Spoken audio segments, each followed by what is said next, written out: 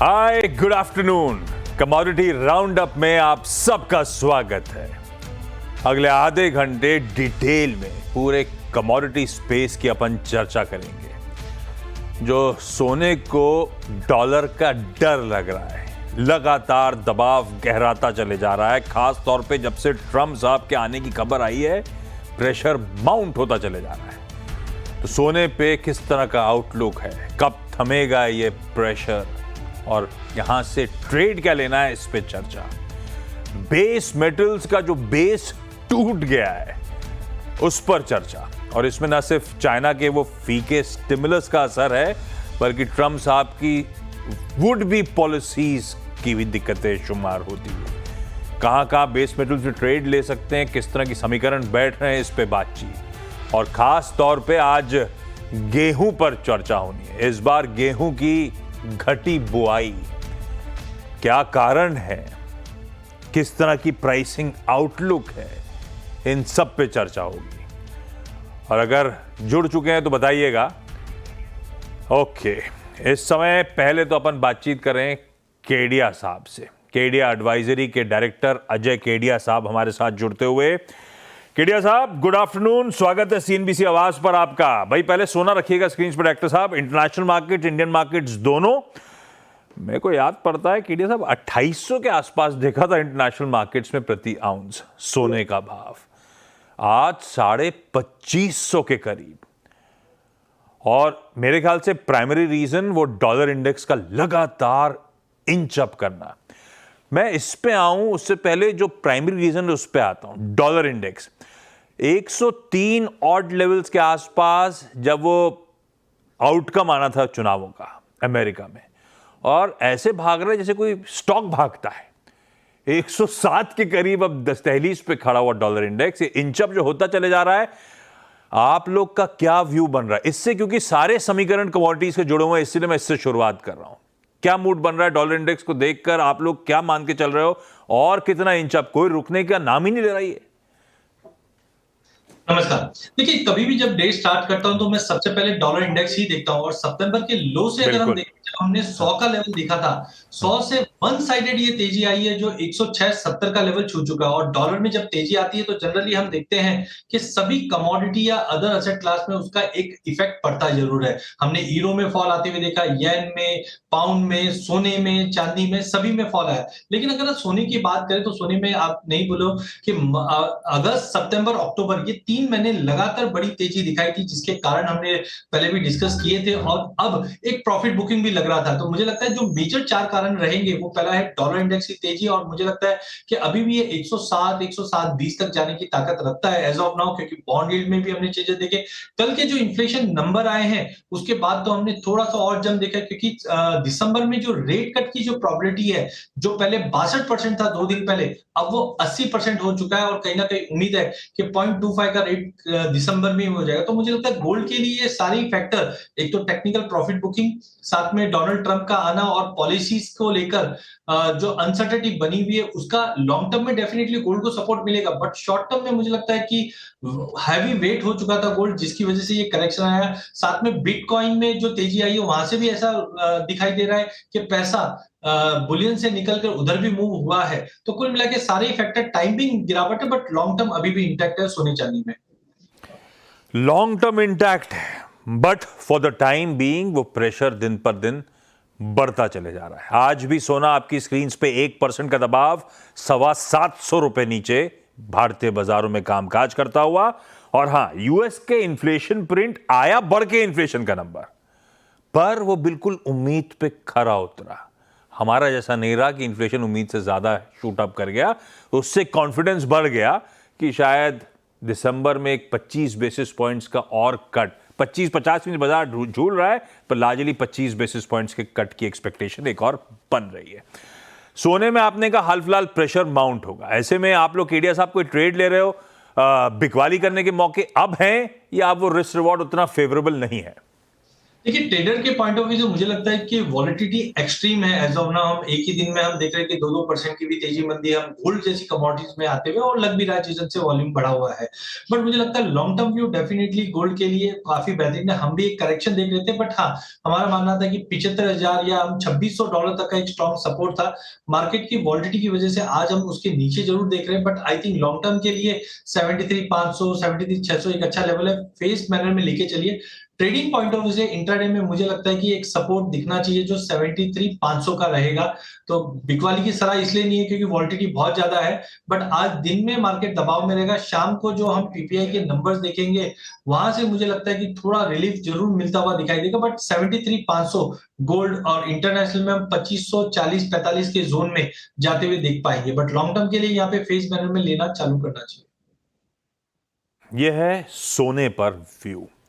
मैं कच्चे तेल पर आऊंगा केडिया साहब, लेकिन थोड़ा सा डिविएट करता हूं, एग्री की तरफ थोड़ा सा फोकस कर लिया जाए। मैंने अपफ्रंट टीज कर रहा था कि गेहूं की बुआई घट रही है। इसी पे बात करने के लिए अब हमारे साथ former union agricultural secretary Siraj Hussain साहब जुड़ते हुए। सिराज सर, स्वागत है सीएनबीसी आवाज पर आपका। ये गेहूं की सोइंग कम हो रही है, खासतौर पे मध्य प्रदेश, राजस्थान में घटती हुई नजर आ रही है।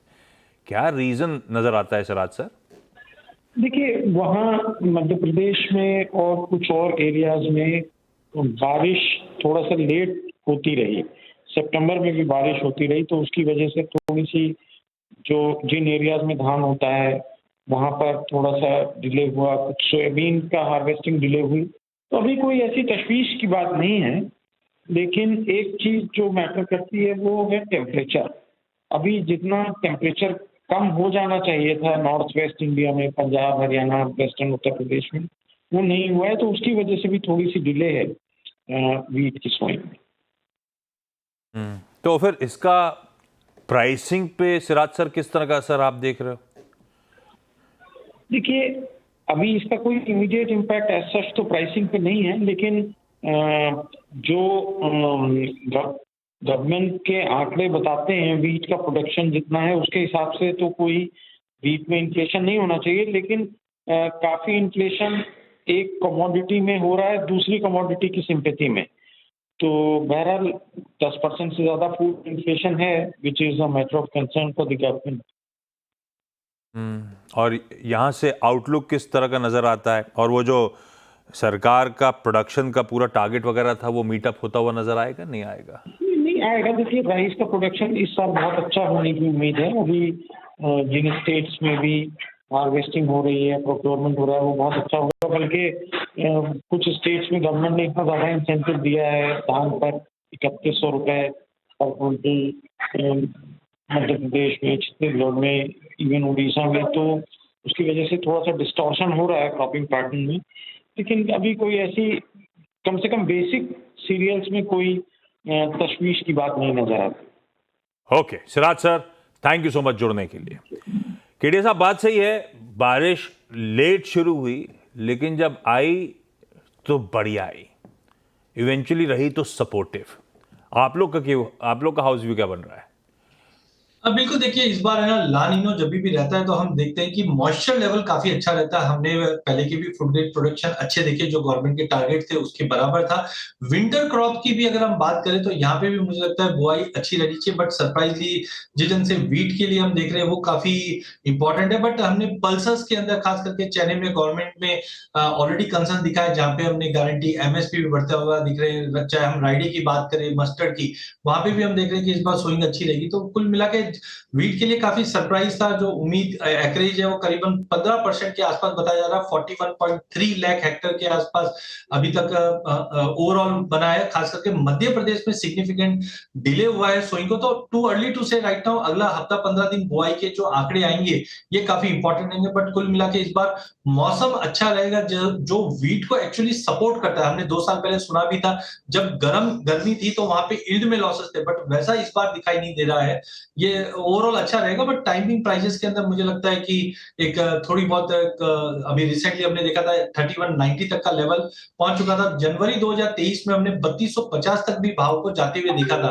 तो लेट्स सी के प्राइसेस पे कितना और इंपैक्ट पड़ता है, बट फूड इन्फ्लेशन कहीं ना कहीं पिंच करता हुआ दिखाई देगा, क्योंकि रिसेंटली एडिबल ऑयल कॉम्प्लेक्स में भी हमने बड़ी तेजी आती हुई देखी है। हाँ, इंटरेस्टिंग। अच्छा, मैंने डिस्कशन की शुरुआत, अजय जी, शुरुआत करी थी अपन ने सोने से, फिर कच्चे तेल के बिना वो डिस्कशन पूरा नहीं हो पाएगा। जब यूएस इलेक्शंस का मूड माहौल गर्म था, तब वो ग्लोबली जियोपॉलिटिकल तमाम कंसर्न्स के बावजूद क्रूड सधा हुआ था। तब कहा जा रहा था कि यार बहुत ज़्यादा प्रोफाउंड इम्पैक्ट होता है यूएस इलेक्शंस पे, और शायद इसीलिए इस तरह से सधा हुआ आपको कच्चा तेल नज़र आ रहा है। अगर ऐसा था तो प्रेसिडेंशियल इलेक्शंस के आउटकम के बाद क्रूड को थोड़ा बहुत तो वापस मोमेंटम गेन करना चाहिए था। ऐसा हुआ नहीं है। ट्रम्प साहब आके बोले ब्लैक गोल्ड है हमारे पास, पर्याप्त है, और इसी के थ्रू हम कंट्री की डेट को खत्म करेंगे भाई। तो ये क्रूड को लेकर जो, और ऊपर से डिमांड प्रेशर्स भी बहुत तगड़े हैं, चाइना वाइना का स्टिमुलस फीका ही नजर आ रहा है। इवेंचुअली क्रूड की ट्रू इंट्रिंसिक वैल्यू आप लोग को क्या नजर आती है, और इस समय ट्रेड के समीकरण कैसे बैठ रहे हैं? देखिए, बिल्कुल काफी सरप्राइज था डोनाल्ड ट्रम्प का, और हम जानते हैं कि लास्ट रिजिम में भी उनका जो ऑब्जेक्टिव था यही था कि कच्चा तेल हमारे पास जो ब्लैक गोल्ड पड़ा है वो हम एक्सपोर्ट करें, उसी के लिहाजा ईरान पे सैंक्शंस लगना, यूएस का एक्सपोर्ट बढ़ना, ये हमने देखा था। अभी भी ऐसा माना जा रहा है कि रिसेंटली एक रिपोर्ट भी आई थी जहां पे नॉन ओपेक का जो प्रोडक्शन है या सप्लाई है वो ज्यादा बढ़ता हुआ दिखाई देगा, जिसके अंदर यूएस का रोल काफी इंपॉर्टेंट रहा है। मार्केट में अभी भी दबाव इसलिए बन रहा है क्योंकि चाहे हम चाइना के नंबर देखें, चाइना ने जितने भी एफर्ट्स किए वो कहीं पे भी डिमांड क्रिएट नहीं कर पा रहा। ईआईए ने भी रेज किया है कि 2024 का ग्लोबल ऑयल आउटपुट है वो 102.6 मिलियन बैरल तक रहेगा, जो 102.5 है। वहां पे हम सप्लाई बढ़ते हुए देख रहे हैं। साथ में हम देख रहे हैं कि जो जियोपॉलिटिकल कंसर्न्स बना हुआ था मिडिल ईस्ट में, आप ये देखिए 15 दिन में एक सिंगल अपडेट नहीं है कि उसमें नया चीज क्या है। तो एक तरफ वॉर प्रीमियम कम होता हुआ दिखाई दिया, जिसकी वजह से सोना और कच्चा तेल दोनों में फॉल था, और वहीं दूसरी ओर सप्लाई साइड का मुझे लगता है कि ब्रांड देखिए 70 एक ऐसा लेवल है जो पिछले साल भर के अंदर कभी भी 70 के नीचे ब्रांड के प्राइसेस टिके नहीं है एज ऑफ नाउ। हाँ, जब भी 70 के नीचे जाता है, चाइना और यूएस दोनों ही अपनी जो रिजर्व्स है उसको बढ़ाने में लग जाते हैं। तो आई थिंक टाइमिंग मार्केट में दबाव थोड़ा बहुत कंटिन्यू रह सकता है, बट 70 का लेवल हम ब्रांड पे देखेंगे एक स्ट्रॉन्ग सपोर्ट के रूप में निकल कर आएगा। ट्रेडिंग पॉइंट ऑफ व्यू से अगर हम देखते हैं तो आज शाम की इन्वेंट्री डेटा काफी इंपॉर्टेंट है, बिकॉज यूएस की इन्वेंट्री में हमने जो एपीआई के नंबर है तो वहां पे 0.8% का हमने फॉल आते हुए देखा था। इसके लिए कल थोड़ा सपोर्टिव था। तो आज एक दायरा रहेगा जो मुझे लगता है 5680 से लेकर 5850 के दायरे में रहेगा। 5700 के करीब आए तो ट्रेड पॉइंट ऑफ व्यू से लिया जा सकता है, बट 58-58-50 के ऊपर सस्टेन नहीं करेगा। एक दायरे में कच्चा तेल ट्रेड करता हुआ दिखेगा। ओके, ब्रेक ले लेता हूं। केडिया साहब बने हुए हैं, और केडिया साहब हर चीज पे बातचीत कर सकते हैं। तो अपन आएंगे तो बेस मेटल्स पे चर्चा करेंगे। अभी मैं देख ही रहा था डॉक्टर कॉपर का क्या हाल है, 1% का दबाव, और ऑफ लेट बेस मेटल्स धीरे धीरे ठंडे पड़ ही रहे हैं। तो बेस मेटल्स और केडिया साहब की एग्री में पिक्स, ब्रेक के उस पार। सबका स्वागत है। क्विकली जरा सा बेस मेटल्स और एग्री की चर्चा कर ली जाए। बेस मेटल लाइए, डॉक्टर कॉपर को स्क्रीन पे दिखाइए भाई। 1% से ज्यादा का दबाव है मेरे ख्याल से आज यहां। 1% का दबाव इस समय ₹7.5 कमजोर है। केडिया सर, वो ट्रंप के जो कहते ट्रंप ट्रेड्स, वो इक्विटीज में तो फिजल आउट हो गए, वो आपकी करेंसी में हो नहीं रहे, तो कुछ असर उसका हो सकता है। डिमांड कंसर्न्स वे कर रहे होंगे, क्या लग रहा है सर? 3 मंथ के लोज पे ऑलरेडी आके खड़ा हुआ है copper. Where is doctor copper headed?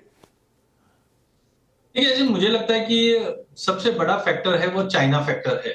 हम चाइना से जितनी भी न्यूज देख रहे हैं पिछले 6 महीने में, उम्मीद लगी हुई है कि चाइना से कुछ स्टिमुलस आएगा, इकोनॉमी को बहुत बड़ा बूस्ट मिलेगा, बट ऐसा बिल्कुल भी नहीं हो पा रहा है। इसलिए बार बार कॉपर में अच्छा जंप आता है। हम इंटरनेशनल में देखते हैं $10,000 के करीब जाता है एलएमई, बट फिर से 9,000 पे जाके लौट जाता है। एमसेक्स की बात करें तो 790 के नीचे ना सस्टेन कर पा रहा है, ना ही 850-60 के ऊपर जा पा रहा है।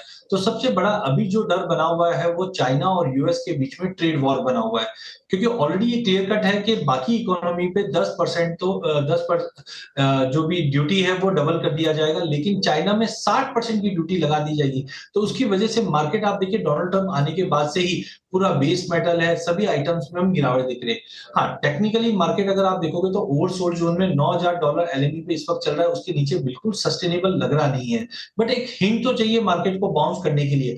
नो डाउट कल शाम को एक अपडेट आया था, चाइना के जो फाइनेंस मिनिस्टर उसने अनवील किया tax incentive for homes and land transactions. इससे उम्मीद है कि प्रॉपर्टी मार्केट को बेनिफिट मिलेगा, उसका बेनिफिट मिलेगा। But as of now dollar की तेजी है, अनसर्टेनिटी डिमांड को लेकर, जिसकी वजह से दबाव है। तो टाइमिंग हो सकता है और दबाव बढ़े, जो 788 तक का लेवल M6 पे कॉपर दिखा दे। इसके विपरीत जिंक और एल्यूमिनियम मुझे थोड़े ज्यादा स्टेबल दिखाई दे रहे हैं, क्योंकि यहाँ पे स्पेक्टर्स ने अपनी प्रोडक्शन कट की है, इन्वेंट्री में कंसर्न है।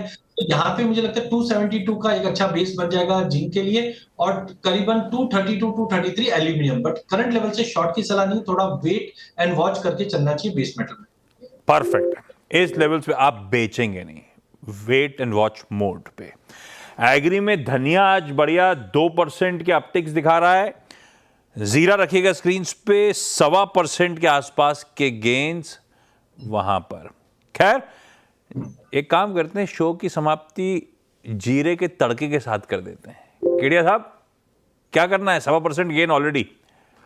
बिल्कुल, तड़का हम मसाले पूरे में देखेंगे। जैसे मैंने पहले भी बताया था कि सोइंग का टाइम है, सोइंग डिले है, और सोइंग डिले की वजह से जीरा धनिया इनकी सोइंग में कम से कम 15 से 20% की कमी आएगी, क्योंकि गुजरात, राजस्थान, एमपी में फार्मर के पास चना हो गया, बाकी कमोडिटीज काफी अच्छी, जहां पे एमएसपी भी अच्छी है और प्राइसिंग भी अच्छी है। तो मुझे लगता है दोनों में ही ये कमी की वजह से ये अच्छी तेजी बनी है। जहां पे जीरा मुझे लगता है करंट लेवल से अभी भी लिया जा सकता है, ऊपर में 25,500 से 25,700 तक का लेवल मिल जाएगा। लेकिन धनिया मुझे काफी स्ट्रांग दिखाई दे रहा है, क्योंकि 2-3 सालों से भाव चले नहीं और फार्मर का डाइवर्जन दूसरे क्रॉप पे काफी ज्यादा है। तो धनिया में मुझे लगता है कि 8,000 तक का भी लेवल इजीली दिखा सकता है। इस बार रमजान भी जल्दी है, जिसकी वजह से एक्सपोर्ट की डिमांड जो रहेगी वो हम दिसंबर से ही पिक करते हुए दिखाएंगे, जिसके चलते हल्दी, जीरा, धनिया तीनों ही काउंटर में अच्छी रहेगी। हल्दी में भी मुझे लगता है कि 13,800 से 14,000 का लेवल दिख जाएगा, क्योंकि बैलेंस शीट काफी टाइट है। तो मसाले में तड़का कंटिन्यू रहेगा। हाँ, चलिए फिर इस बढ़िया मसालेदार शो की समाप्ति यहीं करते हैं। Kedia sir, thank you so much जुड़ने के लिए, मदद करने के लिए। ब्रेक के उस पार वीरू के साथ फ्यूचर्स एक्सप्रेस देखिए। नमस्कार।